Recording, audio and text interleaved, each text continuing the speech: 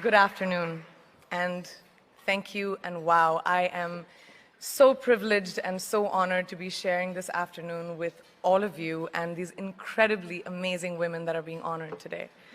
I'd like to extend my congratulations to each one of you, Octavia, Michelle, Kelly, Patty, and all 50 women that have been included in the Impact Report. Your achievements not just inspire me, but also so many others to work harder, to be better, and to make a dent wherever we can. So I'm very, very proud to be standing alongside of you. So in life, you know, there are moments when you stop and ask yourself, how did I get here? Like, why am I standing here? Well, this is definitely one of those moments for me. And I find myself going back to the beginning, back to my roots. I was born to incredible parents. Amazing parents who served as doctors in the Indian Army. I was the firstborn, and as far back as I can remember, I made my parents very proud and happy 99% of the time. Okay, slight exaggerations of personal achievements are allowed from time to time, don't you think? My brother was born a few years later, and even then, nothing changed for me. We were both given equal opportunities, and I want to emphasize this. I want to really emphasize this for you because I don't think a lot of people might understand that being equal might seem very normal.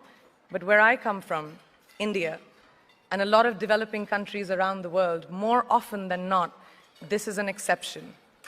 It's actually a privilege. My first experience of the glaring disparity between boys and girls came at a very, very young age.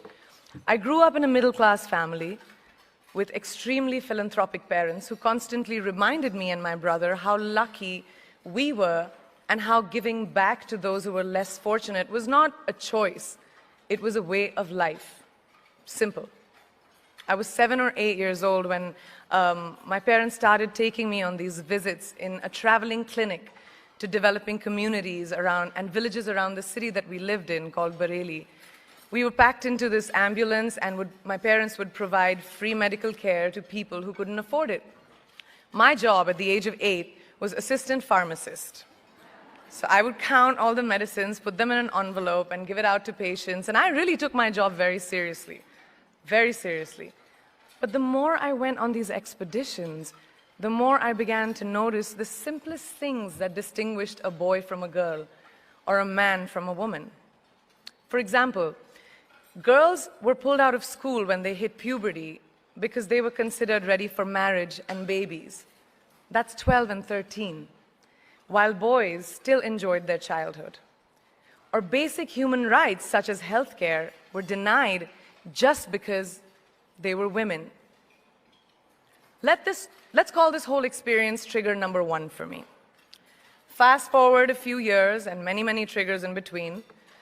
Like a producer-director, for example, early on in my career, I must have been about 18 or 19, telling me that if I didn't agree to the ridiculous terms or painfully low salary in his movie, that he would just replace me.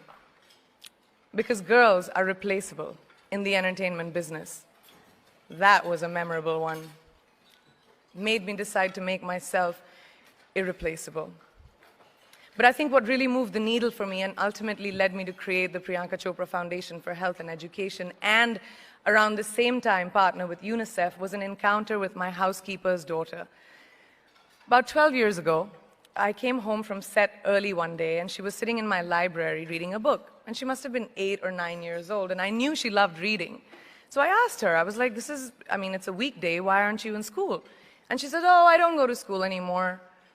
So I went and asked her mother, and I said, why isn't she in school?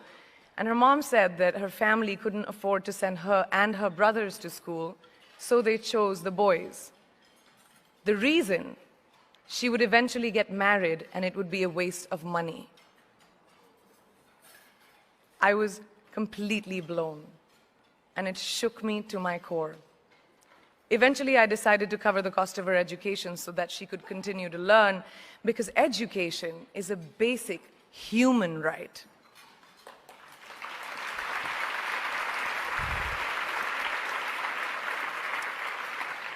And a huge necessity, especially today. From that point on, I was determined to make a difference in as many children's lives as I could, in whatever big or small way that I could contribute.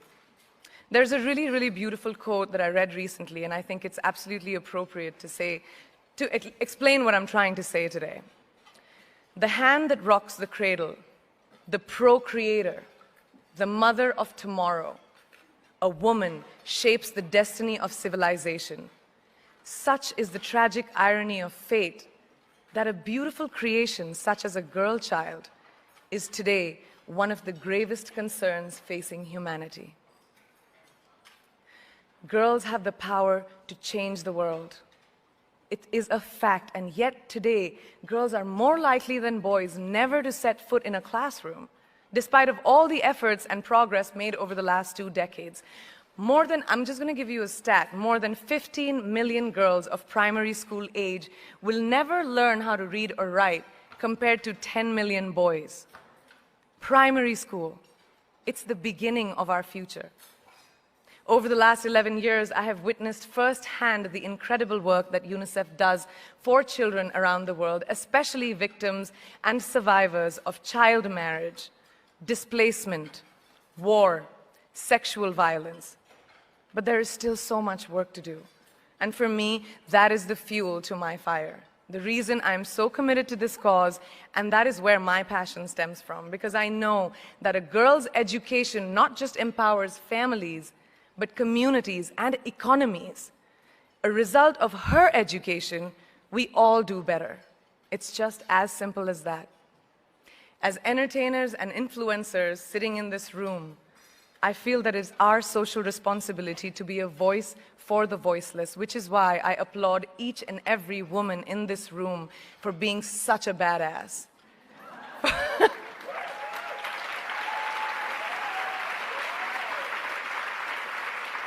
For using your platform and your voice to contribute to change, and for ensuring that there is not even one lost generation as long as we are alive. I'd like to thank Variety and all of you for encouraging me and all of us in this room to keep going and fighting on. Thank you so much.